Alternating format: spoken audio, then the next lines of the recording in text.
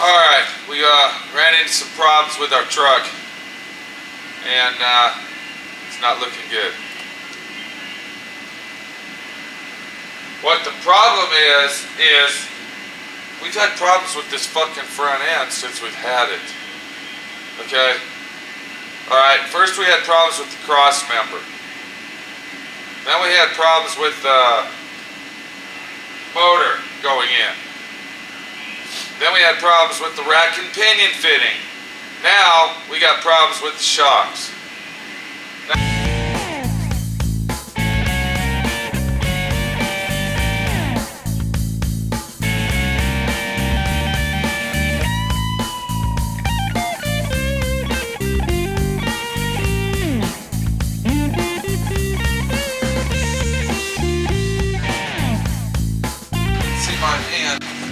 This is the bottom of the shock. This is our lower control arm.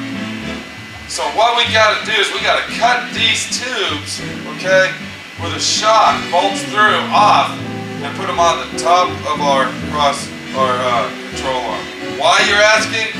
Because having the shock down here, our truck is sitting too low, and up on top there, our tires and wheels are rubbing the fenders. I have adjusted that shock completely as tight as it will go, and it's still sitting way too low. So what this is going to do, this is going to raise, okay, this will raise our control arm up approximately 2 inches, okay? Yeah, approximately 2 inches from putting this on top of swapping that around. And that's going to raise the upper control arm, okay, which is going to raise the car up and give us more clearance. Does that make sense? Stop. I'm taking my electric 4-inch grinder cutting. Okay, I'm taking my grinder, I put a cutting wheel on it. This is a very, very high-tech, high-speed grinder. And anyway, let's see what we got here. Okay, here we go. Thank God.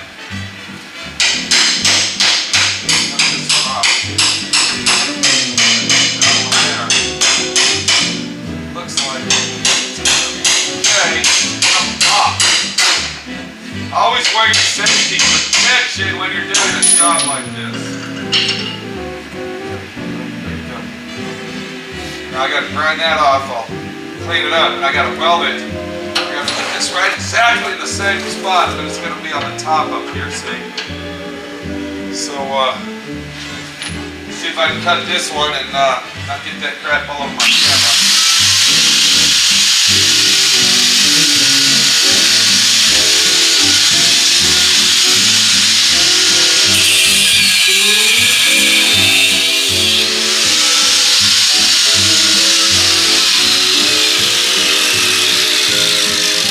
As you notice, the Makita 4-inch grinder with a cutting wheel works very, very well. It's better than an air grinder, air cutter.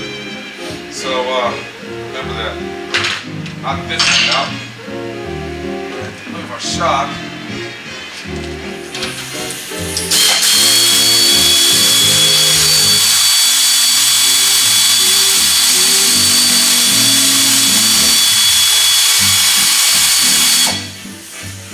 That up completely, just like that. That way, out of my fucking way.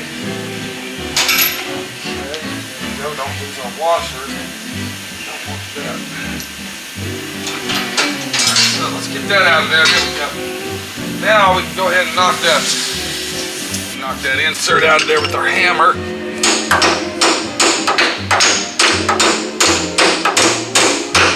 Yes, I might say this is a pain in the ass.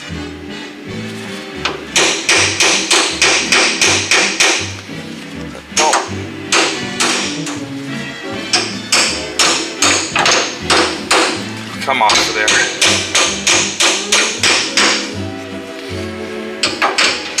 Right there, okay. So, that piece right there, that's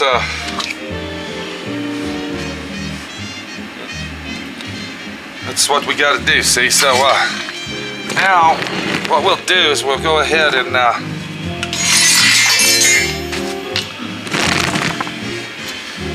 take our shock, see, and bolt just like so. And then what I'll do is I'll bolt that all together, as you can see right here. Started now. And once that's all bolted together, see, like that, then I can lay it back up on top where it should be, and that should give us more fucking room. So, yeah, I'm gonna have to disconnect the sway bar, and we'll probably have to get a longer stud for that, because now we're really screwed. So, well, what a fucking nightmare, huh? The truck's sitting way too low. I can't adjust the shocks so it'll raise up, and let's just see what happens, I guess. Let's do what we gotta do. Let me get this done and we'll look and see what it's all about. This is Pete. We'll see you later.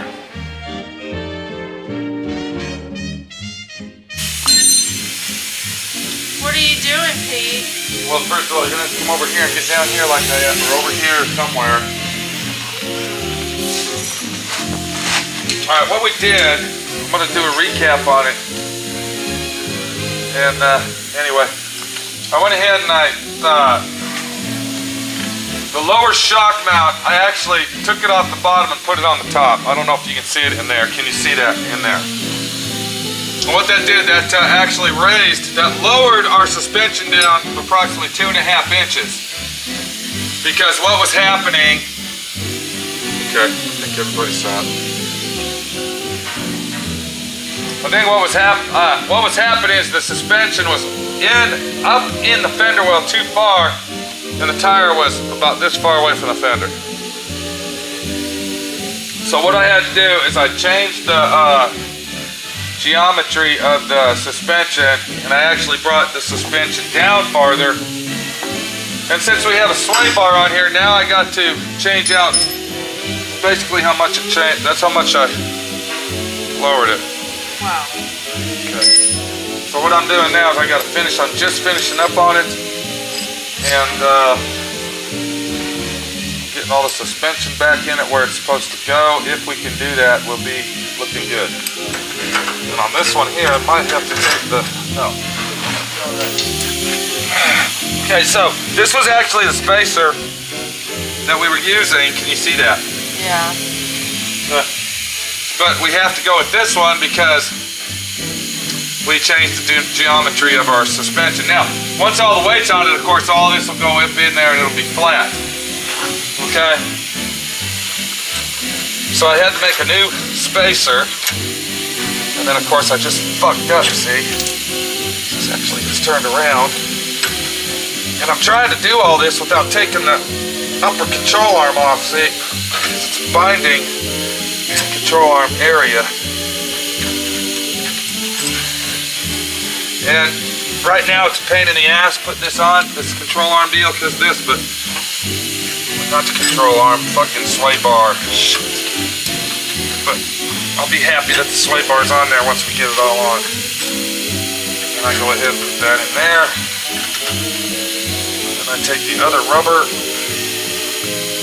bushing. First I put the washer on. I don't know if you can see that. Can you see what I'm doing here? Yeah. Okay. And he's not having too little luck. Now, the problem is getting it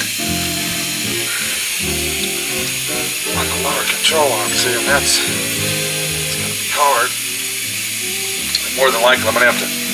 I can see I'm gonna have to take that upper control arm off. Look where it's binding right there. See. Yeah.